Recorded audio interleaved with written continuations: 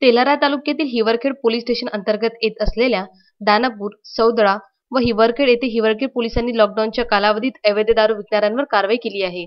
9 मेच्या रात्री आरोपी विजय बलदेव लबडे राहणार हिवरखेड यांच्याजवळ 180 ml चे देशी दारू क्वार्टर व 148 नग किंमत 10,080 रुपयाचा मुद्देमाल जप्त करण्यात आला असून 65 ई नुसार गुन्हा दाखल करण्यात आला.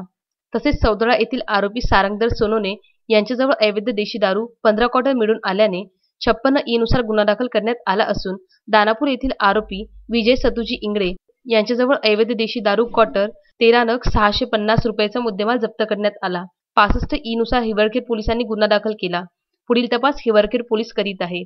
तसेच दुसरीकडे अकोला पोलीस विशेष पथकाने 12 मेच्या सकाळी अवैध दारूची वाहतूक करणारा आरोपी सागर गणेश दुतोंडे वय 24 वर्षे व त्याचा सहकारी सुरेश महादेव हेटे वय 29 वर्षे राहणार हिवरखेड इंदिरानगर हे दोघे अवैध दारूची विनापरवाना वाहतूक करताना आढळून आले. अंदाजे माल 53,300 रुपयाचा जप्त करण्यात आला असून आरोपी सागर दुतोंडे व सुरेश हेटे यांच्या विरुद्ध गुन्हा दाखल करण्यात आला आहे.